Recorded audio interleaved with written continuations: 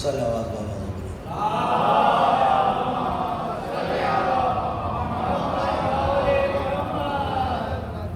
اعوذ باللہ من الشیطان اللعین الرجیم بسم اللہ الرحمن الرحیم الحمد للہ الذی ہدانا لہذا وما كنا لنهتدي لولا ان هدانا الله والصلاة والسلام على أشرف الأنبياء والمرسلين خاتم النبيين سيدنا وشفيع ذنوبنا وطبيب نفوسنا وحبيب قلوبنا مولانا بالقاسم محمد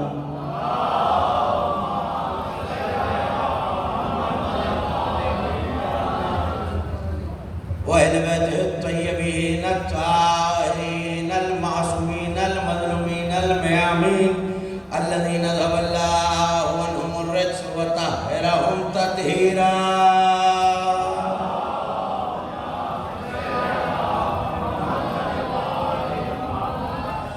ولعنة الله على أعدائهم ومنكر فضائلهم ومناقبهم الأجمعين من يوم اللذاوتهم وظلمهم إلى يوم الدين أما بعد فقد قال الله سبحانه وتعالى في محكم كتابه المجيد وفرقانه الحميد وهو أصدق القائلين وقوله الحق والشمس والضحاها والقمر إذا تلاها والنهار إذا جلاها والليل إذا يغشاها والسماء وما بناها والأرض وما طحاها والنفس وما سواها صلوات اللہ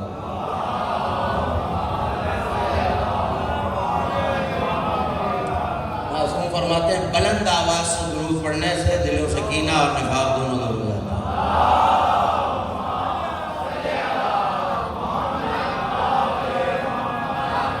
تھوڑا تھوڑا سا یہ درمیان کی جگہوں کو اور پر کر لیجئے ایک صلوات پڑھتے ہوئے تھوڑی سی زحمت فرمائیے تھوڑا سا آگے آ جائیے صلوات پڑھ دیجئے آل محمد کی ذات پر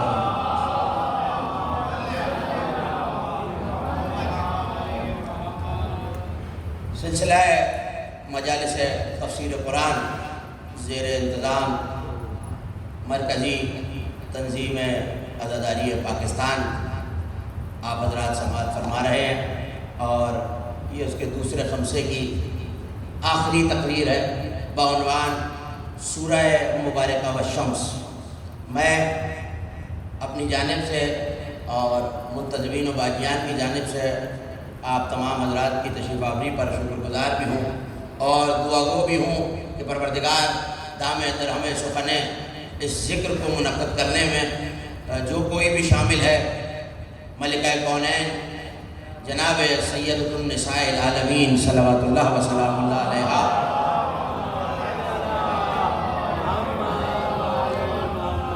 ہم سب کی توفیق خیر میں اضافہ فرمائے، آنے والوں کی تمام حاجتوں کو بتصدق ملکۃ العرب بر لائے اور ظاہر ہے کہ اس پرآشوب زمانے میں ہر قسم کی جسمانی اور روحانی وبا سے ہر مومن اور عزادار کو محفوظ رکھے۔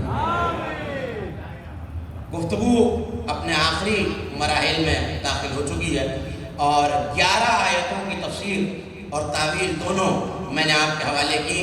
تفسیر مبارکہ سورہ شمس جہاں پروردگار نے 15 آیتوں میں 54 کلمات میں اور 246 حروف میں سورج اور چاند کی روشنی، توفیق کی زمین، معرفت الہی کے بیچ، آسمان کی بلندی، نفس کی پاکیزگی اور اس کے اختیار کی گفتگو کی کہ ہم نے نفس کو یہ القاء کیا ہے کہ چاہے تو وہ فاجر ہو جائے. یہیں سے جڑ جائیں گے میرے ساتھ تو گفتگو آسان تر ہو جائے گی. نفس کو یہ طاقت دی کہ چاہے وہ ذکی ہو جائے چاہے وہ فاجر ہو جائے. اور کل یہ بہت تفصیل سے عرض کر چکا ہوں کہ یہاں جو لفظ اللہ نے رکھا ہے قرآن میں، قرآن کے لفظ بہت اہم ہیں. اگر اس سے بہتر لفظ موجود ہوتا تو خدا وہ استعمال کرتا. لفظ کا استعمال کرنا بتا رہا ہے کہ یہاں اس سے بہتر لفظ موجود نہیں تھا. دیکھیے میں کمتر لفظ استعمال کروں تو یہ بلاغت کے خلاف ہے. اہل زبان تشریف فرمائے بلاغت کیا ہے؟ کم لفظوں میں زیادہ معنی پہنچنا. قرآن کی تبلیغ 1400 سال اور اس سے زیادہ پہ محیط ہے. لفظ 6666 آیتوں میں قید ہے. 114 سورتوں میں بات بند ہے اور کام کرنا ہے قیامت تک کا. تو قرآن کو بلاغت کے تقاضوں کے مطابق اتارا گیا. میں عربی ادب کا بہت ادنا سا طالب علم ہوں. بلاغت کا تقاضا یہ ہے کہ لفظ کم ہو معنی زیادہ ہو. لفظ کم ہو معنی زیادہ ہو. محدث دہلوی کی بات آپ کے اذہان عالیہ میں محفوظ ہے کہ یہ دنیا آخرت کی کھیتی ہے. یہاں توفیق کی زمین میں معرفت الہی کا بیج کاشت کرنا ہے. تھوڑا تھوڑا سا بیدار ہو جائیے. توفیق کی زمین میں اللہ کی معرفت کا بیج بونا. دھوپ لگے گی شمس سے، نمو ملے گی چاند سے، نمی ملے گی مودت سے. کل عرض کر چکا جناب خدیجہ کے تذکرے میں کہ نمو ملے گی مودت سے. رات میں اسے سکون ملے گا، دن میں کاشتکاری کے انجام دیے جائیں گے. اور وہ نفس ہے جو یہ کاشتکاری کر رہا ہے. فَلْحَمَهَا، یہیں تک آپ کو لانا تھا. فَلْحَمَهَا فُجُورَهَا وَتَقْوَاهَا، اور ہم نے القاء کیا. کل یہ معنی بتائے تھے میں نے امام راغب کے حوالے سے کہ القاء کا مطلب یہ ہے بغیر چبائے کسی چیز کو نکل جانا. یعنی خدا پڑھاتا نہیں ہے، وحی نازل نہیں کرتا، نفس پہ معنی کو القاء کر دیتا ہے. دیکھیں یہ آخری زحمت اور ذرا سی مشکل باتیں ہیں لیکن آپ کے حوالے کروں تو شمس والضحیٰ کی تصویر صاف ہو جائے گی. القاہا فلہمہا کا مطلب ہے بغیر چبائے نگل جانا. یعنی دہن سے نہ ہو کے گزرے، دانت اسے نہ پیسیں، رزق اتر جائے. تو اللہ یہاں کہہ رہا ہے فلہمہا فجورہا وتقواہا، ہم نے نفس میں القاء کر دیا. القاء کر دیا. اب یہ چاہے تو فاجر ہو جائے چاہے تو ذکی ہو جائے. تو یہ عرض کر چکا کہ نفس کو تین قسم کی قوتیں دی گئی ہیں: قوت عقلی، قوت شہوی، قوت غضبی. قوت غضبی اور قوت شہوی اگر عقل کے زیر انتظام رہیں گی، اس کی حکومت میں چلیں گی، عقل کی پیروکاری کریں گی تو انسان ذکی ہو جائے. اگر یہ قوت غضبی اور قوت شہوانی عقل پر غالب آ جائے تو انسان فاجر ہو جاتا ہے. اور فاجر کے مطلب کل بتا چکا جو خود الگ ہو جائے، کرنے والا الگ نہ کرے. کوئی صراط مستقیم پہ چلتے چلتے خود بھٹک جائے. جملہ آپ کے حوالے کر رہا ہوں، کوئی چلتے چلتے خود بھٹک جائے. تو محدث دہلوی نے یہاں جملہ لکھا، مجھے آخری آیتوں کی طرف جانا ہے. محدث دہلوی شاہ عبدالعزیز دہلوی نے اپنی تفسیر عزیزیہ میں لکھا کہ فرشتوں اور انسانوں میں ایک فرق ہے جس کی وجہ سے انسان افضل ہے. فرشتوں کے پاس قوت عقلی ہے، قوت شہوی نہیں ہے. چونکہ ہے ہی نہیں تو وہ شہوت انہیں مجبور نہیں کرتی کہ وہ گناہ کریں. جملہ آپ کے حوالے کر رہا ہوں. قوت عقلی اور شہوی انسان کے پاس، قوت غضبی انسان کے پاس ہے. عقلی اور شہوی اور غضبی یہ دونوں بعد والی اگر عقل کے نیچے رہیں گے تو ٹھیک ہے. اگر عقل کے خلاف بغاوت کریں تو انسان فاجر. اور عقل یہ کہتی ہے کہ لفظ کیا تھا، عقل یہ کہتی ہے کہ اگر اللہ نے دنیا بنائی ہے تو وہ حجت سے خالی نہ ہو. اور اگر آخری نبی کو واپس بلایا ہے تو وہ اپنا کوئی وسیع چھوڑ کے جائے. اور خواہش یہ کہتی ہے نہیں نہیں نبی وسیع کا بنایا ہوا نہ ہو، ہمارے اپنا بنایا ہوا ہو. تو ایک جملے میں ساری بحث سمیٹ کے آپ کے حوالے کر دوں. غدیر عقل کا نام ہے، سقیفہ شہوت کا نام ہے.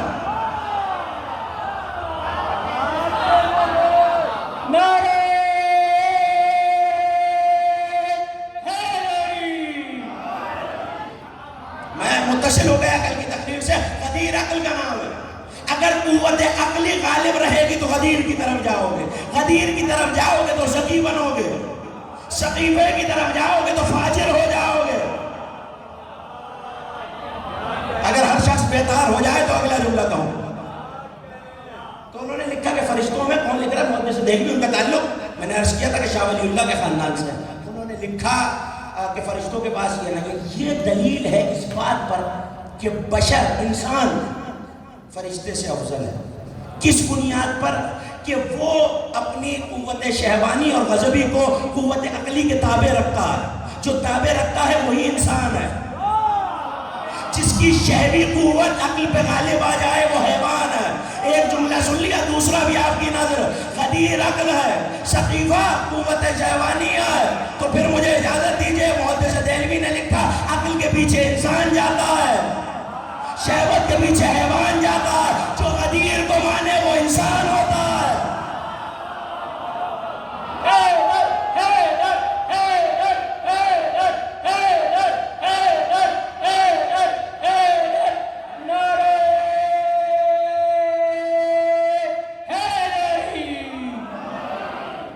جو غدیر کو مانے وہ انسان ہے. انہوں نے لکھا فرشتوں سے کیوں افضل ہے؟ کیونکہ عقل کے تابع وہاں عقل ہی عقل ہے، شہوت نہیں ہے. یہاں شہوت بھی ہے اور کمال انسانی یہ ہے کہ اس نے شہوت پہ غلبہ پایا ہے قوت عقلی کے ذریعے. تو اس لیے وہ فرشتوں سے افضل ہے. لیکن عقل ہے غدیر کا نام. تو پھر ہر بشر افضل نہیں ہے، غدیر والا بشر افضل ہے. کس سے افضل؟ کس سے افضل؟ میں نہیں کہہ رہا، محدث دہلوی کہہ رہے ہیں کہ جو عقل رکھتا ہے وہ فرشتے سے افضل ہے. آپ کہیں گے یہ تو ان کی بات ہے، تو اپنی بات بھی سن لیجئے. عین الحیات جانتے کس کی کتاب ہے؟ علامہ مجلسی. یہ تو جانتے ہیں نا کہ آنکھ سے دیکھ کے پڑھنے کا عادی ہے، کان سے سن کے نہیں. حضرت عبداللہ بن عباس نے نبی سے یہ پوچھا، یا رسول اللہ علی افضل ہے یا فرشتے؟ جملہ آپ کے حوالے، اگر یہ تمہید آپ کے ذہنوں میں رہی تو یقیناً جملہ آپ کے قلوب کو منور کر دے گا. محدث دہلوی کہہ رہے ہیں عقل کی وجہ سے، کیونکہ عقل غالب ہے قوت شہوانی پہ، انسان فرشتے سے افضل ہے کیونکہ اس کے پاس شہوت نہیں ہے. عقل غدیر والی ہے، عقل غدیر والی ہے. علی کے بارے میں عبداللہ بن عباس کو پوچھ رہے ہیں علی افضل یا فرشتے؟ نبی کو جلال آ گیا، جلال کے عالم میں کہنے لگے عبداللہ بن عباس علی کا سوال کیا؟ جو شخص علی سے محبت رکھے وہ فرشتوں سے افضل ہوگا.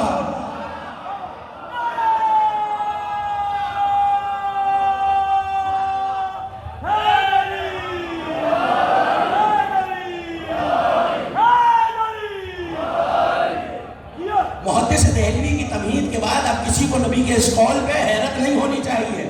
پورا فلسفہ انہوں نے سمجھایا کہ بشر کیوں افضل ہے. آگے جملہ سنیں گے، اجازت ہے؟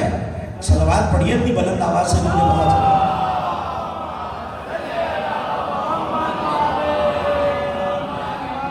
کیوں افضل ہے؟ تو غدیر کی وجہ سے، ولایت علی کی وجہ سے. آگے نبی نے فرمایا علی کے شیعہ ملائکہ سے افضل ہے. اور اگر کبھی کبھی جملہ آپ کے حوالے، آپ کی نظر جیسے دل چاہے سنیے، کبھی کبھی جو یہ علی کی فضیلتوں میں توقف کرتے ہیں. اچھا نہیں، چہروں کی گھبراہٹ بتا رہی ہے، جملہ نہیں پہنچا. توقف کرنے کا کیا مطلب ہے؟ فضیلت سنی، یہ کیسے ہو سکتا ہے؟ یہ تو نہیں ہو سکتا. یہ فضیلت تو میری عقل میں نہیں آ رہی. نبی کہہ رہے ہیں کبھی کبھی علی والے اگر فضائل علی پہ توقف نہ کیا کریں، جملہ آپ کے حوالے، اور یہ ثابت قدم رہیں اور تسلیم کریں. کل دعائے اعتقاد میں عرض کر چکا کہ روایتوں کا تسلیم کرنا ضروری ہے. اگر یہ تسلیم کرتے چلے جائیں اور توقف نہ کریں تو صبح جب اٹھ کے گھر کا دروازہ کھولیں گے فرشتوں کی قطار لگی ہوگی، ہم سے ایک بار مصافحہ کر لو.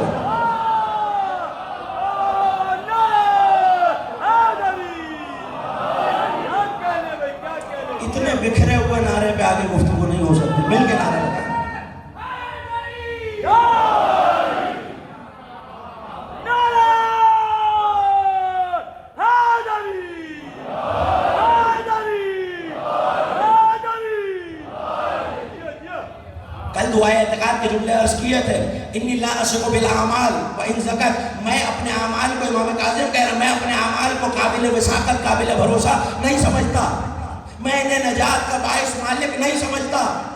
امام کہہ رہے ہیں عقیدے کی درستگی کی دعا یہ ہے کہ انہیں میں قابل نجات نہیں سمجھتا۔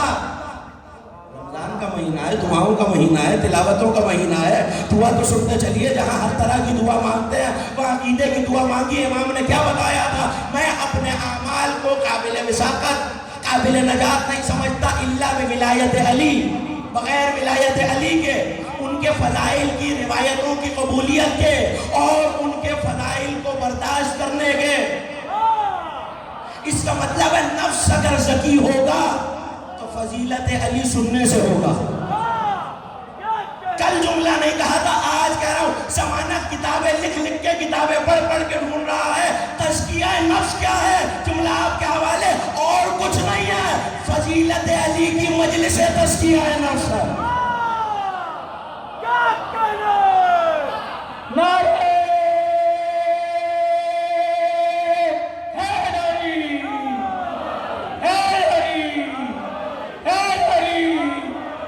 عظمت مولا کائنات پر بلند تر صلوات۔ فضائل علی کی مجلسیں تزکیہ نفس، صرف نفس کی طہارت ہے، جسم کی بھی طہارت ہے، روح کی بھی طہارت ہے۔ نہ کہا ہوتا جملہ تو روایت نہ سناتا۔ بہار الانوار جلد نمبر 38، جناب ام سلمہ نے روایت کی رضی اللہ تعالی عنہا علیہ السلام، انہوں نے روایت کی کہ نبی نے مجھ سے کہا، کون کہہ رہا؟ پیغمبر اکرم۔ روایت کون کر رہی ہیں؟ ام المومنین۔ اور یہ تو بتانے کی ضرورت نہیں ہے کہ اچھے بیٹے ماؤں کی بات مانتے ہیں۔ انہوں نے کہا نبی نے فرمایا اگر کچھ لوگ جمع ہو جائیں، کچھ لوگ جمع ہو جائیں کسی ایسی مجلس میں، اور کیا کریں؟ باتیں کریں، گفت و شنید کریں نہیں، اور فضائل علی کا تذکرہ کریں، حفت بہم الملائکہ، ملائکہ آسمان سے اتر کر انہیں گھیر لیتے ہیں۔ نہیں، آپ نے جملہ بہت آسانی سے سن لیا۔ علی کا قول ہے الناس اعداء ما جہلوا، وہ لوگ جس چیز سے ناواقف ہوتے ہیں اس کے دشمن ہو جاتے ہیں۔ یہ میری کہی ہوئی بات نہیں ہے، تو آپ روز سنتے ہیں حدیث قصہ میں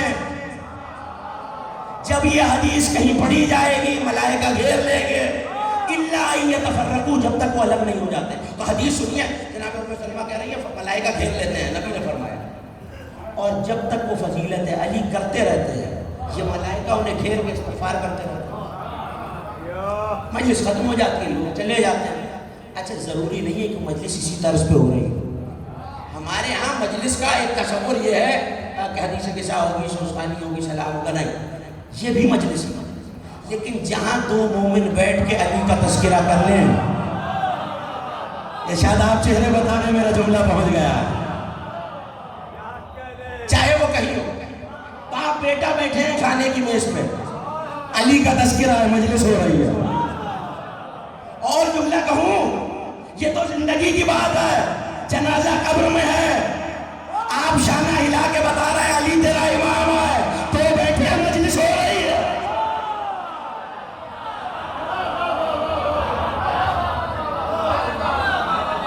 کہاں بیٹھے؟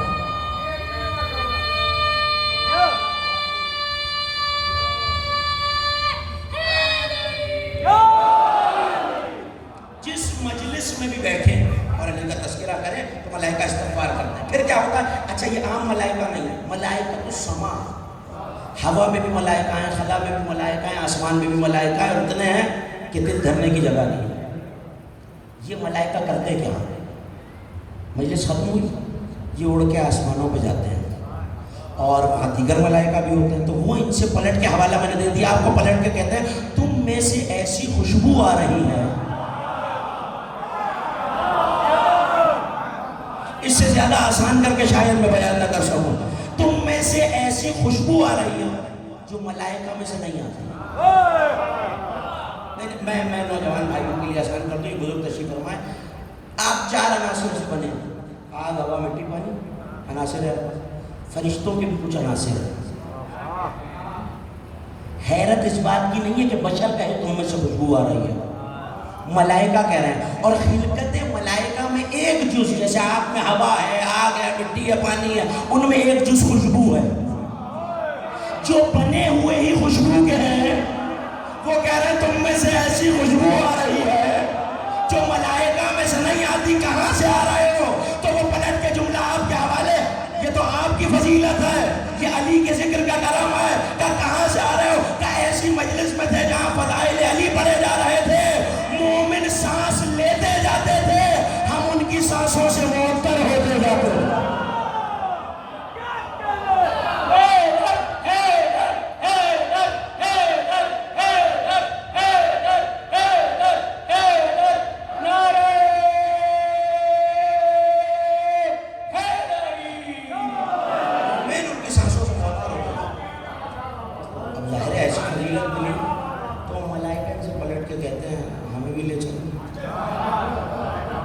تھوڑی سی دقت فرمائیں، اگر یہ نوجوان میرے ساتھ ہو جائے تو مجھے بلا کہو ہمیں بھی لے چلو، تو وہ پلٹ کے کہتے ہیں مجلس تو ختم.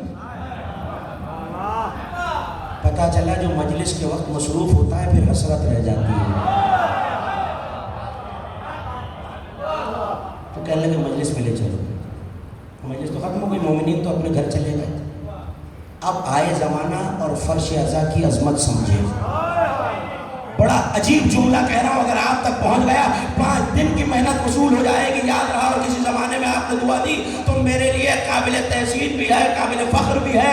جملہ سنیے، وہ کہہ رہے ہیں ہمیں لے چلو، ہمیں بھی خوشبو چاہیے، ہم بھی معطر ہو جائیں. وہ کہہ رہے ہیں مومن تو گھر چلے گئے. تو پلٹ کے وہ فرشتے کہتے ہیں کیا ہوا اگر مومن چلے گئے؟ فرش تو بچھا ہوا ہے، ہم اپنے پر مس کر کے معطر ہو جائیں گے.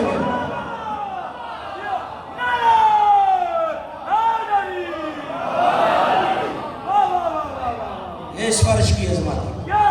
اکثر ایک جملہ کہا کرتا ہوں کہ یہ فرش نہیں ہے، زمین پہ بچھا ہوا عرش ہے. آج دلیل بھی مل گئی ہے. فرشتے کا بننا تھا. تو یہ فضیلت علی کا فیض ہے کہ ہم ذکی ہو رہے ہیں جب تک فضائل کو نہیں مانیں گے. اجازت ہے ایک اور دلیل دیتا چلو یہ ذکی کامل ہو جائے. میں نے گزشتہ سے پیوستہ روز تیسری مجلس میں اور اس سے پہلے پہلی مجلس میں بھی زیارت جامعہ کا تذکرہ کیا تھا. یہ زیارت 2 اماموں سے مروی ہے، اسے زیارت جوادیہ بھی کہا جاتا ہے. اور میرے امام تقی اور امام نقی 9 اور 10 دونوں امام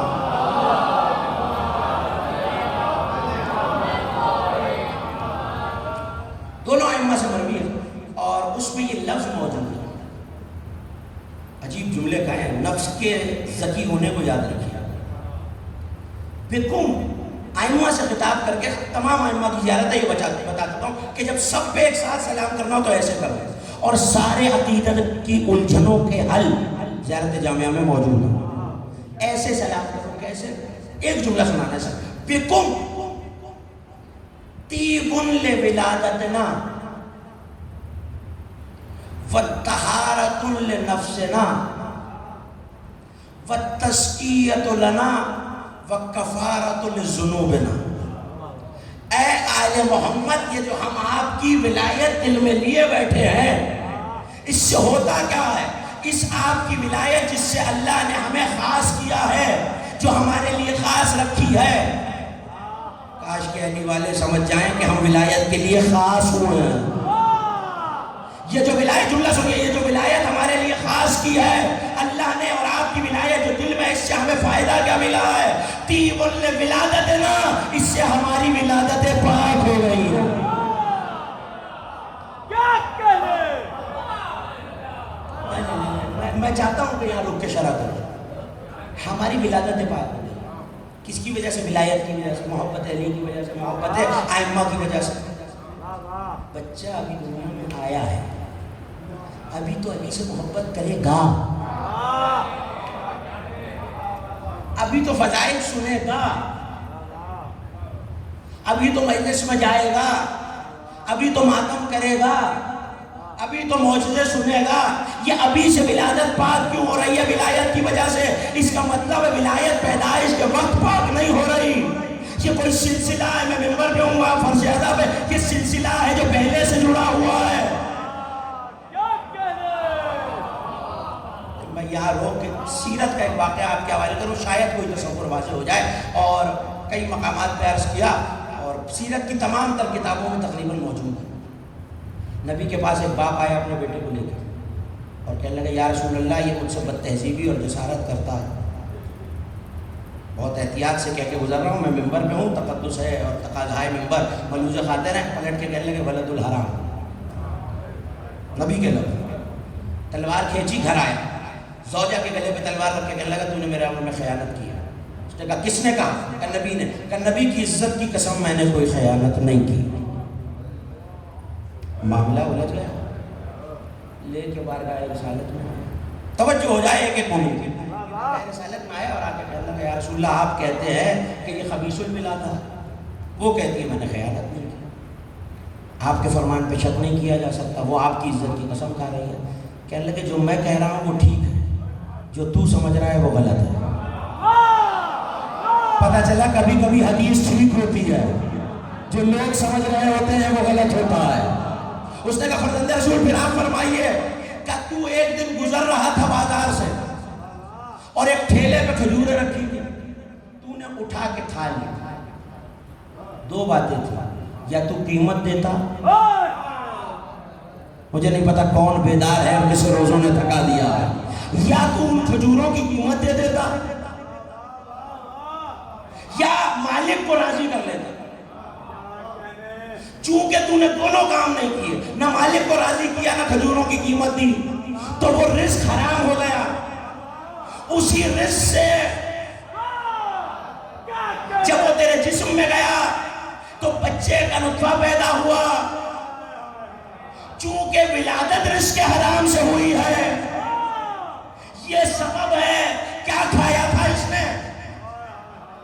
ایک من کھجور، ایک کلو، ایک یا دو کھجور ہیں، دو باتیں تھیں، یا قیمت دے دیتا، مجھے نہیں پتا کون بیدار ہے اور کون نہیں، یا قیمت دے دیتا یا راضی کر لیتا، تو دو کھجوروں سے نسل میں فرق آ گیا، دو کھجوروں پہ یہ عالم ہے، ہمیں باغ پہ کیا عالم ہو گیا۔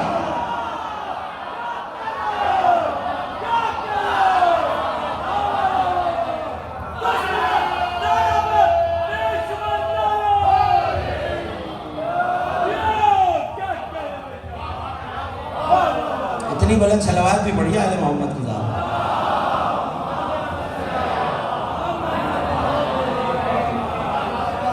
یہ تزکیہ، اس کا مطلب ہے تزکیہ صرف اپنے تئیں نہیں ہوتا، نسلوں میں چلتا ہے، نسلوں میں چلتا ہے۔ آپ کی ولایت ہمارے لیے تزکیہ ہے، ولادت کی پاکیزگی کا سبب ہے، نفس کی طہارت کا سبب ہے، فَكَفَّارَةٌ لِلذُّنُوبِنَا، اور ہمارے گناہوں کا کفارہ بھی ہے۔ یہ ذکی ہونے کا معاملہ ہے، ہم نے بتا دیا چاہے فاجر ہو جاؤ یا ذکی ہو جاؤ۔ آگے بڑھ کے قرآن نے کہا کذب الثمود طغواہا، سمود نے، قوم سمود نے انکار کیا، بالکل آخری مراحل میں داخل ہو گیا، انکار کیا خدا کے ایک معجزے کا۔ کل تقریر یہاں سے جناب خدیجہ کے ذکر تک مڑ گئی تھی، آج وہیں سے مطالب آپ کے حوالے کر رہا ہوں۔ انکار کیا تو طاغی ہو گئے، اور طاغی ہونے کی مطالب بھی کل آپ کے حوالے کر چکا کہ طاغی کیا ہوتا ہے۔ اس وقت کہا نہیں کرنا، مجھے اپنی منزل میں جانا ہے۔ کیا کیا قوم سمود؟ سمود ایک شخص ہے، آپ پوری توجہ سے، یہ ایک تاریخی واقعہ ہے اور قصص الانبیاء کا ایک واقعہ جو آپ کے حوالے کر رہا ہوں، تاریخ انبیاء کا۔ سمود حضرت نوح کی چوتھی پشت میں ہے، جس کی یہ قوم ہے قوم سمود۔ قرآن کہتا ہے ان میں سے ایک شخص کھڑا ہوا، اشقا، جو ان میں سب سے زیادہ شقی تھا، شقی القلب کا ظالم تھا، وہ کھڑا ہوا، اور ان کے نبی نے آ کے ان سے یہ کہا تھا کہ دیکھو ھذہ ناقۃ اللہ، یہ اللہ کا ناقہ ہے، اونٹنی، ناقہ کہتے ہیں ربی، اونٹنی، یہ اللہ کا ناقہ ہے۔ ہوا کیا، پس منظر کیا ہے؟ جب بت پرستی پھیل گئی اور اللہ نے حضرت صالح علیہ السلام نبی اللہ کو مبعوث کیا ہے، تو اس وقت بت پرستی تھی، اور سمود کی قوم چٹانیں تراشنے میں بہت ماہر تھی۔ انہوں نے 1700 بستیوں پہ قبضہ کر رکھا تھا، کھیتی باڑی کرتے تھے، بت تراشتے تھے اور ان بتوں کی پوجا کرتے تھے۔ تو اس سرزمین پہ جہاں یہ رہتے تھے، یہ حجاز اور شام کے درمیان کی بات ہے، تو وہاں پہ پانی بڑی مشکل سے میسر تھا، تو یہ جتنی دولت کماتے یا کنویں کھودنے میں نکل جاتی یا پانی لانے میں نکل جاتی۔ پریشان تو نہیں ہو رہے آپ ان باتوں سے؟ اب بولتے رہیں گے تو میں بولتا رہوں گا۔ صلوات پڑھیے بابا سے بلا محمد آلہ۔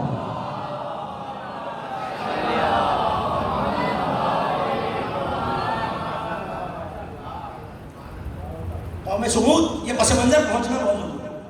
بت پرستی کرتے تھے، صالح کو مبعوث کر دیا، صالح مبعوث ہوئے تو اللہ کی طرف بلائے، خدا نے حکم دیا، تو ان کے بتوں کا ایک میلہ ہوتا تھا۔ اب واقعہ بہت طویل ہے، ظاہر ہے کہ ساری تفصیلات ایک تقریر میں عرض نہیں کی جا سکتی، اور کل سے بتصدق و عطائے گرد پائے حضرت حجت 11 تا 15 رمضان المبارک آپ کی خدمت میں حاضر ہوں گا، امام بارگاہ چہاردہ معصومین۔ بہت سی تفصیلات ہیں جو شاید امام نے توفیق عطا کی تو آپ کے حوالے کروں، توجہ کیجیے گا۔ کیا کہنا ہے، حضرت صالح آئے اور جب مبعوث ہو گئے تو بعثت کے بعد انہوں نے لوگوں کو اللہ کی طرف بلانے شروع کیا اور کہا کہ بت پرستی چھوڑو۔ تو انہوں نے کہا ہم تو اس میلے میں جا کے اپنے بتوں کو سجا کے لاتے ہیں اور جو چاہے مانگ لیتے ہیں، تو تم بھی ہمارے ساتھ چلو، ہم اپنے بتوں سے مانگتے ہیں، توجہ، تم اپنے خدا سے مانگ لیں۔ سب جمع ہو گئے، اپنے بتوں سے مانگنے لگے۔ تو وہاں ان کا جو سردار تھا اس نے کہا کہ اب اس سے کچھ ایسا مانگو جو خلاف العادت ہو، یعنی روزمرہ کی کھانے پینے کی، چلنے بولنے کی، دولت کی بات نہ ہو، کوئی ایسی چیز ہو جو عقل کو حیران کر دے، ایسی کوئی چیز مانگو جو خلاف العادت ہو۔ جانتے ہیں اسے کلامی اصطلاح میں کیا کہتے ہیں؟ جو عادت کے برخلاف ہو اور عقل سے ماورا ہو، اسی کو معجزہ کہتے ہیں۔ یہ جملہ میں نے جان کے کہا ہے۔ بعض لوگ آج کے زمانے میں سوڈو انٹلیکچوئل بن کے یہ کہہ رہے ہیں ہمیں عباس کے علم کا معجزہ سمجھ میں نہیں آ رہا، ہمیں حسین کی زری کا معجزہ سمجھ میں نہیں آ رہا، ہمیں سلجنا کا معجزہ سمجھ میں نہیں آ رہا۔ بھائی معجزہ ہوتا ہی وہی ہے جو عقل میں نہ آئے۔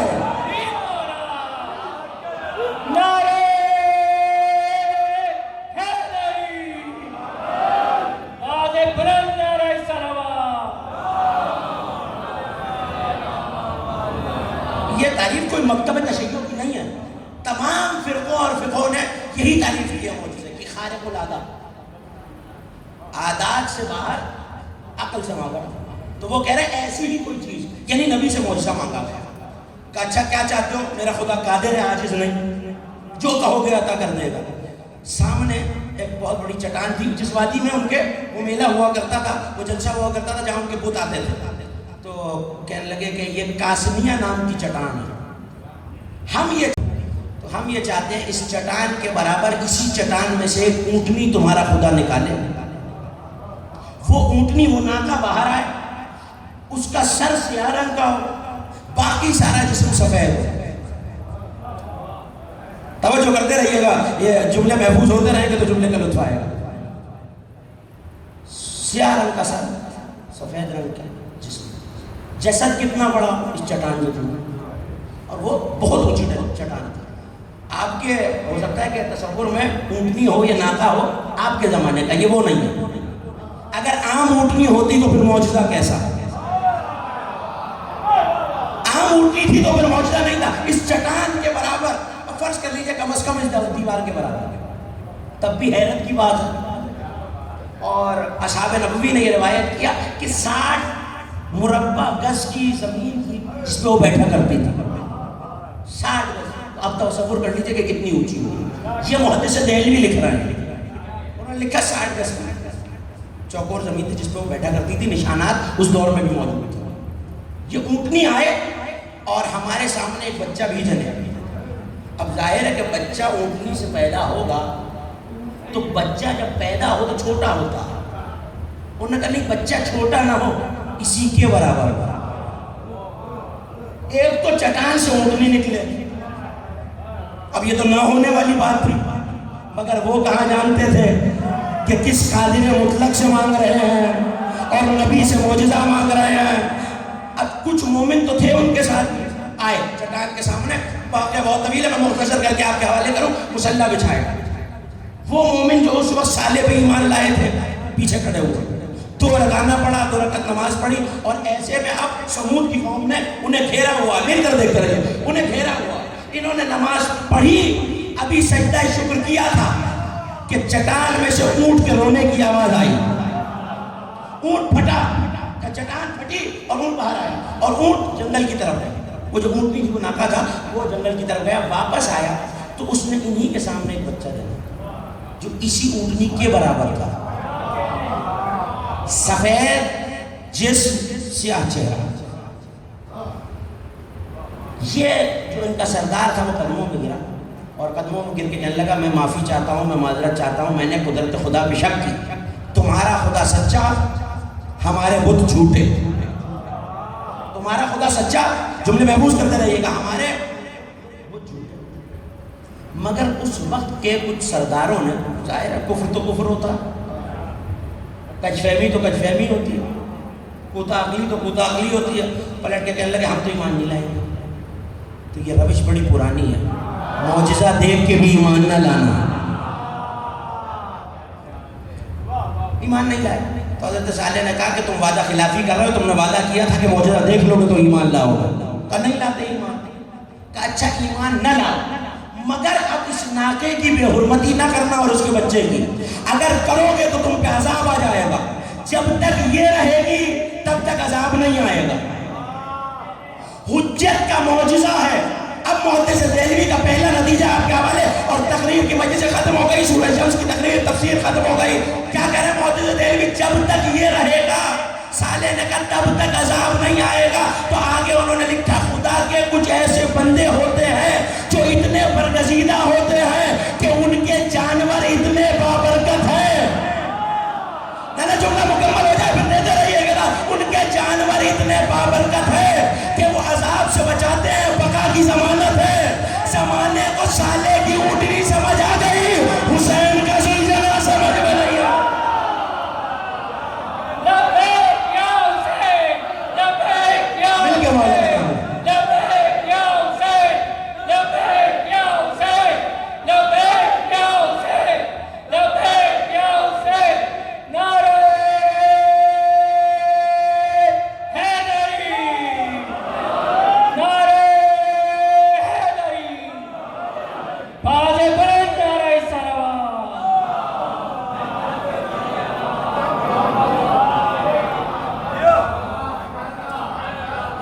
یہ محدث دہلوی کے جملے ہیں, یہ کوئی شیعہ روایت نہیں ہے یا کسی شیعہ مفسر کے جملے نہیں ہیں. انہوں نے لکھا خدا کے کچھ برگزیدہ ایسے ہیں کہ ان کا وجود تو ان کا وجود, ان کے جانور کے وجود سے جسے اللہ مقدس قرار دے وہ بقا کی ضمانت ہے. تو پھر مجھے کہنے دیجیے, صالح کی اونٹنی صالح کی امت کی بقا کی ضمانت تھی, حسین کا زلجمہ شیعوں کی بقا کی ضمانت ہے. جملے سنتے رہیے. اونٹنی آ گئی. اب ظاہر ہے کہ اتنی طویل و عریض تھی تو کھانا بھی ویسے چاہیے. چراگاہوں کی چراگاہیں اجاڑ دیتی, کسی کنویں پہ پہنچتی تو سارا پانی ختم. کنویں میں ایک دفعہ پانی ختم ہو جائے تو پھر زمین سے نکل آتا ہے اگلے دن, لیکن ایک دن چلی جائے تو پانی مل جاتا. اب ظاہر ہے ان کا کام ہی زراعت تھا, مویشی پالتے تھے, تو تکلیف ہوئی لوگوں کو کہ بھئی ٹھیک ہے معجزہ ہے, اللہ کا ناکا ہے, ہمارے جانوروں کو کیا ہو. تو بات یہاں طے پائی کہ ایک دن پانی یہ پیے گی, ایک دن تم پیو, پوری قوم کا ایک دن. توجہ, ناکے کا ایک دن. بات اس پہ ٹھہر گئی. بہت عرصے ایک دن ناکا گھر میں رہتی تھی, ایک دن جا کے پانی پیتی تھی, اس دن قوم گھر میں رہتی تھی. لیکن انہی میں ایک بدبخت تھا جو ناکہ صالح کو طے کرنے والا ہے, اس کا نام تاریخ میں موجود ہے. اس نے پونچھوں کو کاٹا. کیوں کاٹا, یہ بات اس سے برداشت نہیں ہوئی. اس دور میں کیسے جملہ آپ کے حوالے کروں, ایک عورت تھی جو صاحب کردار نہیں تھی, اور یہ اس سے عقد کرنا چاہتا. اس نے یہ کہا کہ میں اس صورت میں تجھ سے عقد کروں گی. یہ جملہ یاد رکھیے گا, اگلی منزل پہ کام آئے گا. میں اس صورت میں عقد کروں گی, تو اس ناکے کو ہم سے دور کر دے, اسے قتل کر دے. تو وہ ایک گلی میں, بند گلی میں سے ناکے گزرتی تھی, یہ وہاں چھپ کے بیٹھ گیا. اس نے پہلے تیر چلایا, وہ ناکے کے لگا, وہ گری تو تلواریں لے کے آگے بڑھے اور ناکے کی کونچے یعنی اس کی ٹانگیں کاٹ دی. اور پھر یہاں تک محدث دہلوی نے لکھا کہ ٹکڑے ٹکڑے کر دیے. اس کا بچہ جو جگہ تھا وہ پیچھے آ رہا تھا, وہ دوڑا اور اسی چٹان پہ جا کے کھڑا ہو گیا. بات حضرت صالح تک پہنچی. جب وہ آئے اور کہنے لگے یہ تم نے کیا غلط کیا, اللہ کا عذاب اپنے اوپر نازل کروا لیا. میں تو اسی دن سمجھ گیا جس دن حجت سے نسبت رکھنے والے جانور کی بے ادبی ہو, چلتے رہیے میرے ساتھ, تو عذاب کا خطرہ آ جاتا. تو کہا اچھا ایسا کرو جو تم نے کر دیا وہ کر دیا, میں اللہ سے تمہیں معافی دلوا دوں گا, اس کے بچے کو چٹان سے واپس لے آؤ اور وہی کرو جو اس کے ساتھ کرتے تھے. ایک دن تم پانی پیو, ایک دن نہیں پانی. درخور اتنا ہی نہیں سمجھا. اب جو صالح آگے بڑھے تو چٹان پھٹی, ناکے کا وہ بچہ, اونٹ کا بچہ چٹان میں چلا گیا, چٹان بند. حضرت جبرائیل آئے اور آ کے کہا صالح سے کہہ دو ایک اگلے دن ان کا چہرہ سرخ ہو جائے گا, پھر زرد ہو جائے گا, پھر نیلا, اور چوتھے دن تک کی مہلت ہے کہ سب مر جائیں. چوتھا دن آیا, صبح اٹھے تو ظاہر چہرہ زرد تھا, لال تھا, نیلا ہوا. اگلے دن حضرت جبرائیل آئے اور اتنی زور سے چیخے, وہ چیخ اتنی تیز تھی کہ کان برداشت نہ کر سکے, پتا پانی ہو گیا. مگر ان میں سے ایک شخص بچا تھا, وہ چونکہ مکے میں کعبۃ اللہ میں تھا. کیا خیال ہے, بچ جائے گا؟ وہ ان کے عمل پہ راضی تھا. دیکھیں یہاں مفسرین نے سوال اٹھایا, قتل ایک نے کیا تھا, یہ نتیجہ محفوظ ہو جائے تو جملہ کہو, وہ قتل ایک نے کیا تھا, عذاب پوری قوم پہ آیا ہے, اور یہ کعبے میں چھپا رہا. جس دن کعبے سے نکلا عذاب آ گیا,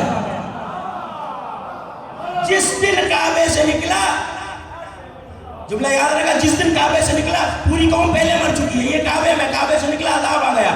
یعنی اس کا مطلب ہے قتل ایک نے کیا تھا, مگر قوم راضی تھی تو عذاب ان پہ بھی آیا. اب مجھے سمجھ میں آیا کہ زیارتوں میں یہ جملے کیوں ہیں, لعن اللہ امتن قتلت کا و امتن سمعت بذلک فرضیات پہ ہی. آپ کو جس نے قتل کیا اس پہ بھی لعنت, جو یزید کے عمل پہ راضی تھا اس پہ بھی لعنت. نعرہ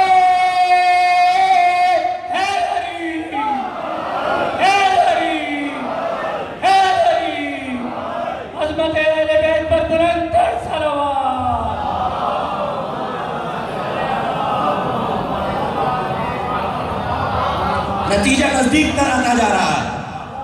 یہ قوم سمود کا قصہ آپ کے اذہان عالیہ میں منتقل کر دوں اور ایک دم سے نتیجہ آپ کے حوالے اچانک کر دوں گا, توجہ کیجئے گا, جملے محفوظ کرتے رہیے گا. ایک یہ اس کے عمل پہ راضی ہونے کی وجہ سے قوم پہ عذاب آیا, پوری قوم پہ کیونکہ راضی تھا. دوسرا یہ کعبے میں چھپا بیٹھا تھا, عذاب انتظار کر رہا تھا, عذاب رکا ہوا تھا, نکلے تو آؤ. آپ کو تو سمجھنے میں مشکل نہیں ہونی چاہیے.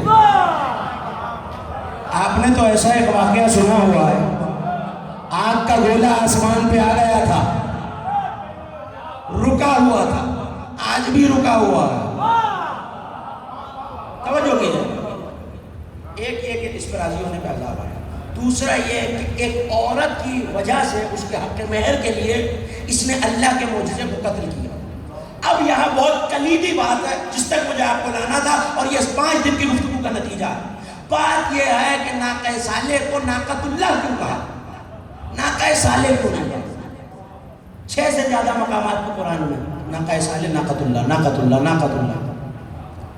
کیوں کہ اللہ کے معجزہ ہے. تو موسیٰ کے عصا کو عصا اللہ کیوں نہیں کہا, سفینہ نوح کو سفینۃ اللہ کیوں نہیں کہا, ید بیضا کو ید بیضا موسیٰ کے لیے کیوں کہا. ایک ہی بات سمجھ میں آتی ہے, ید بیضا کو اللہ کا کہہ دیں گے تو ید اللہ کہا جائے گا. اچھا تو صالح کی اونٹنی کیوں نہیں کہہ رہے, موارث انبیاء تو ہیں, صالح کی اونٹنی کیوں نہیں کہہ رہے. ناقۃ اللہ, اللہ کا ناقہ, اللہ کا ناقہ, وہ تو جسم رکھتا نہیں. جملہ محدث دہلوی کا ہے, میں ذمہ دار نہیں ہوں. انہوں نے لکھا یہ ناقۃ اللہ اسی وجہ سے ہے جس وجہ سے کعبہ بیت اللہ ہے.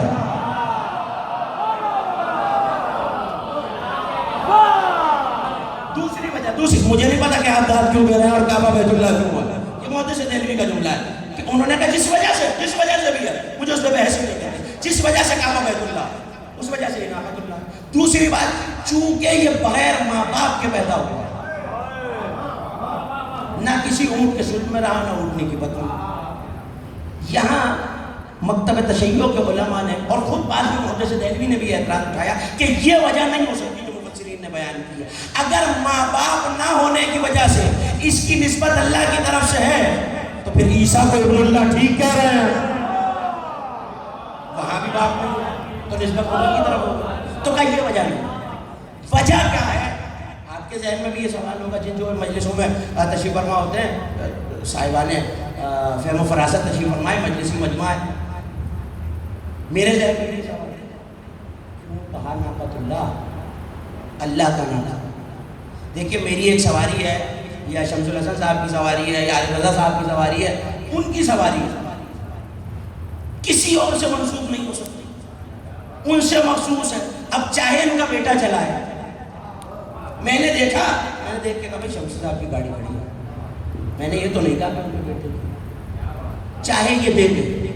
اللہ نے صالح کو ناقہ دے دی، کہلا اللہ کا ناقہ رہا ہے. اب جملہ آپ کے حوالے 5 دن کی تمہید آپ کے حوالے جملہ آپ کی نظر کر رہا ہوں. انہوں نے لکھا کہ یہ ناقہ صرف ناقہ نہیں تھا، اللہ کی عنایت اور اللہ کی قدرت جسم لے کے آ گئی تھی.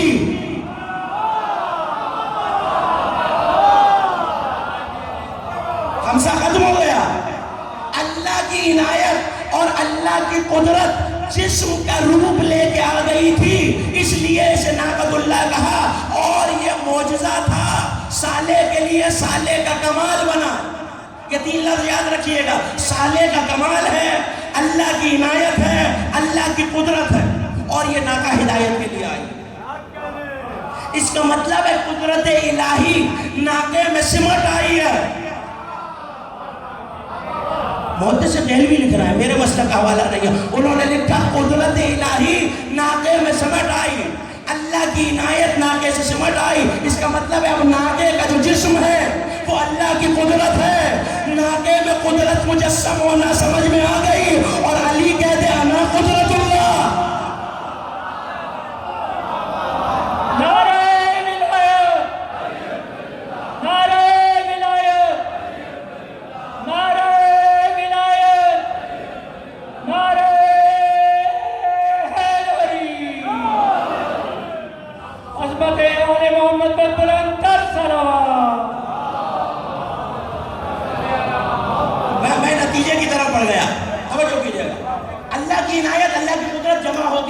اتر آئی ہے، مجسم ہو گئی ہے، جسم لے کے اللہ کی قدرت آ گئی ہے. اب جسے اعتراض ہو محدث دہلوی پہ کرے، یہ انہوں نے کہا ہے. آپ کہیں گے یہ ناقۃ اللہ سے آپ علی کا ذکر کہاں لے آئے؟ اسی ذکر کے لیے سورہ شمس کا انتخاب کیا تھا.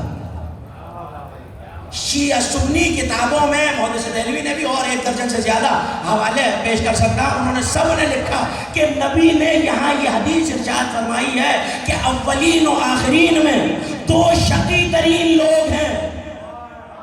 ایک وہ جس نے نام فضائل پڑھا ہو، ایک وہ جو ناقے کا قاتل ہے، دوسرا یا علی تیرا قاتل. اور تمہاری امت، تمہاری مثال اس امت میں ناقہ صالح کی مثال ہے. وہ بھی شقی تھا، یہ بھی شقی، اشقا، بہت بڑے شقی.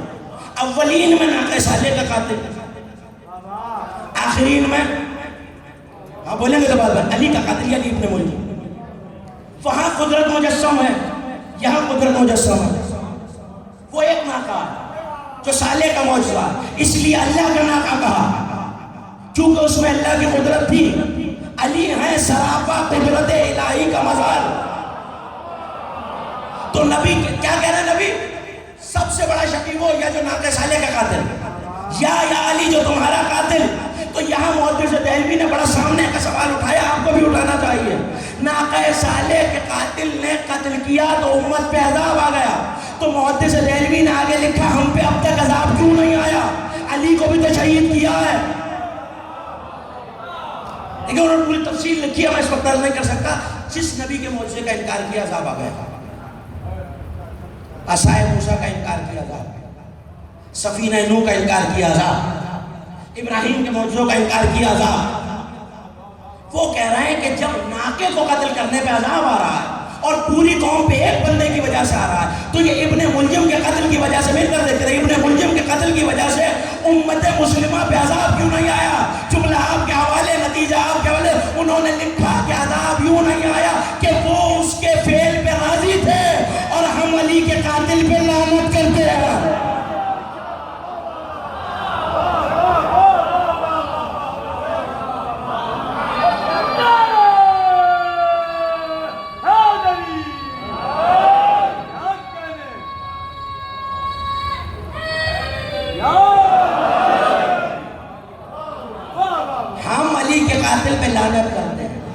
دشمن سے برات ہمیں عذاب سے بچا رہی ہے. نہیں جو حیرت میں ان کی حیرت دور کر دو. آج یہ سوال ہوتا ہے صاحب برات کا اظہار نہ کیجئے, وہ بھی اچھے ہیں, وہ بھی اچھے ہیں, وہ بھی اچھے ہیں. کسی کو برا نہیں کہنا چاہیے. برا کہنے سے انتشار پھیل جاتا ہے, انتشار پھیلے گا تو قتل و غارت ہوگی, قتل و غارت ہوگی تو ہماری بقا نہیں رہے گی. تو اب زمانہ یہ سمجھنے لگا ہے تشیع کی بقا تبارہ نہ کرنے میں ہے, برات نہ کرنے میں ہے. محدث دہلوی کے جملے نے بتا دیا ہم بچے ہوئے اس لیے ہیں کہ دشمن علی پہ لعنت کر رہے ہیں. ارے یہ کچھ لوگوں کی وجہ سے, ایک کی وجہ سے قوم پہ عذاب آیا. ایسے لوگ جو یہ کہہ رہے ہیں برات نہ کرو, تمہاری وجہ سے ساری قوم پہ عذاب نہ آ جائے.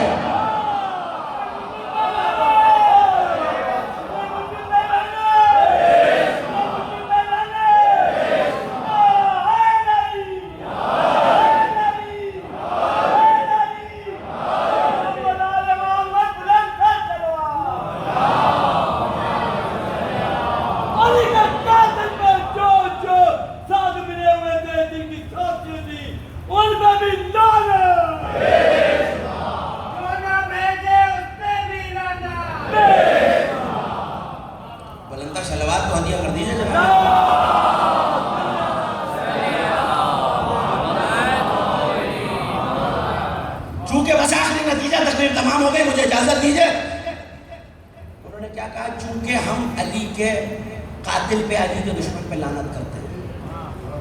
وہاں تھی قدرت الہی مجسم. انہوں نے کہا تو یہ علی میں کیا مجسم ہے؟ یہیں سے تقریر شروع ہوئی تھی پہلے دن. علی میں کیا مجسم ہے؟ وہاں قدرت ہے, عنایت ہے جو مجسم ہو کے آئی ہے. انہوں نے آیت لکھی والشمس والضحاها والقمر اذا تلاها. نبی ہے شمس نبوت جو نور توحید سے جگمگا رہا ہے, چاند و سورج کا عکس ہے. تو انہوں نے لکھا ناقہ صالح میں قدرت مجسم تھی, علی میں نور الہی مجسم ہے.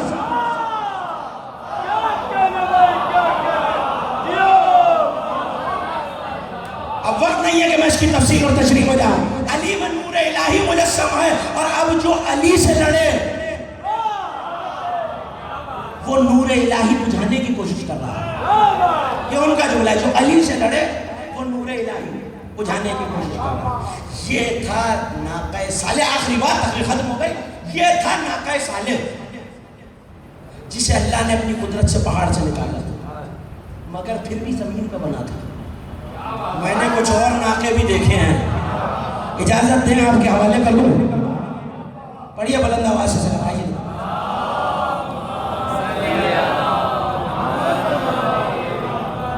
اگر یہ بلند ہے تو پھر آہستہ آواز سے.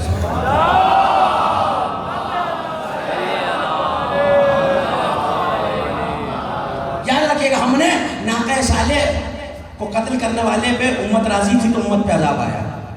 محدث دہلوی نے کہا ہم پہ علی کے قتل پہ عذاب کیوں نہیں آ رہا, ہم علی کے دشمن پہ لعنت کرتے ہیں. وہاں اللہ کی قدرت مجسم تھی, علی میں نور الہی مجسم ہے. محدث دہلوی کہہ رہے علی میں نور الہی مجسم ہے. جو علی سے لڑنے جائے گا وہ نور الہی سے لڑنے جائے گا. یہ ناکہ بنا ہے زمین پہ.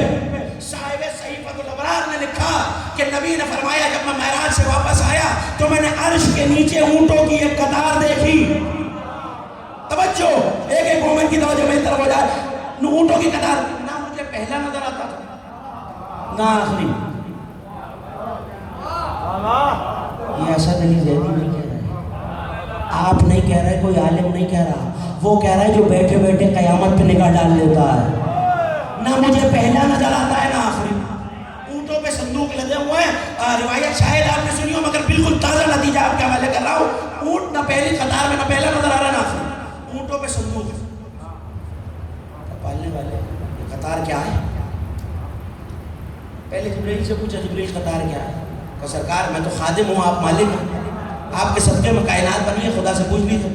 آواز دی کہ میرے حبیب ان میں کوئی ایسا سامان لدا ہوا ہے جسے اللہ نے ناقہ صالح سے پہلے خلق کیا تھا. ان اونٹوں کو بھی اس سامان کو بھی ناقہ صالح سے بولیں گے تو بات پہلے خلق کیا تھا. نہ پہلا نظر آ رہا ہے نہ آخری. دونوں طرف صندوق ہیں. کہ مالک میں دیکھنا چاہتا ہوں کہ حبیب آپ مالک و مختار ہے بٹھائیے دیکھ لیجئے. نبی نے قطار روکی, اونٹ بٹھائے, دونوں طرف صندوق تھے. صندوقوں کو کھولا تو کیا دیکھا؟ کتابیں ہیں. عرش پر کتابیں ناقہ صالح سے پہلے بنے ہیں. کہ کتابوں میں کہا کہ حبیب کھول کے پڑھ لیجئے. نبی نے کہا ہر صندوق میں ہزار ہزار کتاب تھی اور ہر کتاب میں علی کے 1000 فضائل تھے. نتیجہ نہیں آیا. ہر کتاب میں علی کے کتنے؟ 1000 فضائل تھے. اس کا مطلب ہے فضائل علی اللہ نے وہاں بنائے ہیں. ناقہ صالح سے پہلے یہ اونٹ بنے ہیں. نبی کہہ رہے ہیں سب سے بڑا شقی وہ جس نے ناقے کا انکار کیا. صالح کی اونٹنی کا انکار کرنے والا شقی ہے. علی کے فضائل کا انکار کرنے والا کیا؟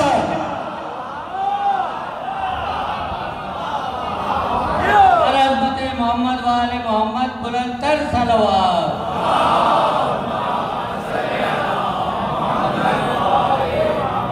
صالح کی اونٹنی کا شکار کرنے والا, قتل کرنے والا, اشقا الناس. تو جن اونٹوں کو اللہ نے فضائل علی سے بھر کے ناقہ صالح سے پہلے بنا. جانتے یہ جملہ امام نے کہاں استعمال کیا؟ ناقہ صالح کی پیشانی پہ تیر لگا تھا. جب کربلا میں علی اصغر کو تیر لگا ہے نا تو حسین نے بچے کو ہاتھوں پہ بلند کر کے کہا ہے مالک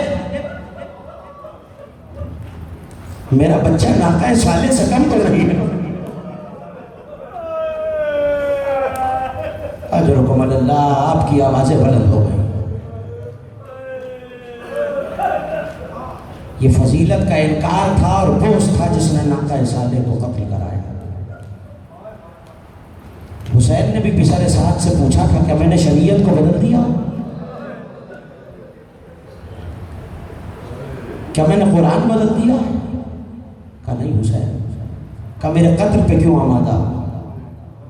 جملہ سنیں گے آپ. بغضاً لأبیک یا حسین, تیرے بابا کے بغض میں. اگر علی اکبر کے سینے میں برچی لگی ہے تو بغض علی میں لگی ہے. اگر قاسم کا لاشا پامال ہوا ہے تو بغض علی میں ہوا ہے. مگر دو ظلم ایسے ہیں جو بغض علی میں بہت شدید ہوئے ہیں. جانتے ہیں پہلا ظلم کیا ہے؟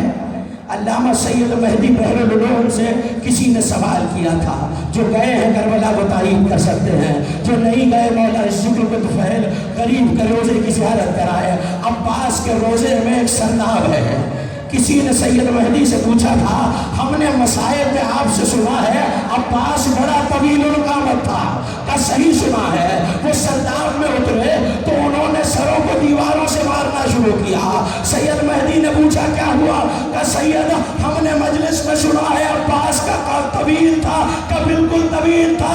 ہاتھوں کو جوڑ کے کہنے لگے سید اگر عباس کا قد طویل تھا اتنا بتا دو یہ قبر اتنی چھوٹی کیوں؟ اجرکم اللہ. جو آوازیں بلند ہو گئی ہیں پروردگار ان آوازوں کو کسی غم میں نہ رڑائے. جب ذکر عباس ہوتا ہے نا تو ایک ماں بہت خوش ہوتی ہے. اجرکم اللہ. آزاداروں ہاں بلند آواز سے گریہ کیا کیجئے. عباس کا غم تو وہ غم ہے جس پہ حسین جیسا صابر بھی چیخ کے رو رہا ہے. آپ کے چھٹے امام سجدے میں سر رکھ کے کہا کرتے تھے پالنے والے ان چیخوں پہ رحمت نازل فرما. بس یہ پوچھنا تھا سید مہدی کو ہوش آ گیا. اب جو حج سے واقع ہوا امامہ سر سے اتارا, چہرے پہ تماچے مار کے کہنے لگے یہ تم نے کیا پوچھ لیا؟ کہ سید مہدی عباس کی قبر اتنی چھوٹی کیوں ہے؟ کہنے لگے جب عباس لڑتے لڑتے واپس آیا اور مشق کا دفاع کر رہا تھا, ایسے میں سر پہ گرز لگا. گرز کا لگنا تھا, عباس نے گھوڑے کو فرات کی طرف موڑا.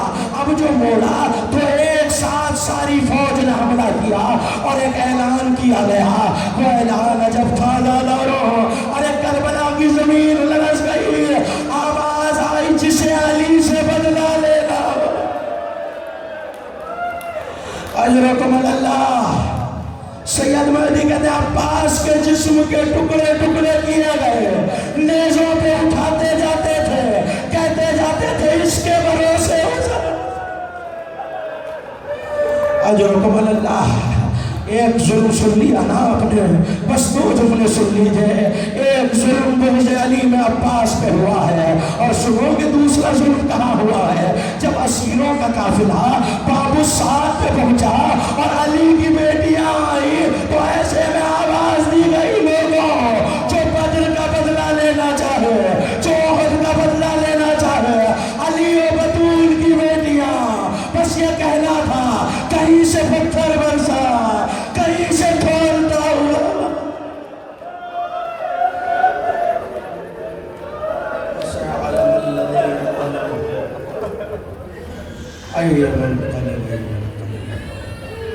بارنا تجھے واسطہ ہے ہماری اس عبادت کو اپنی بارگاہ میں قبول و مقبول فرما. یہ واسطہ ہے باب الحوائج کا, منتظمین کی بانیان کی توفیقات خیر میں اضافہ فرما.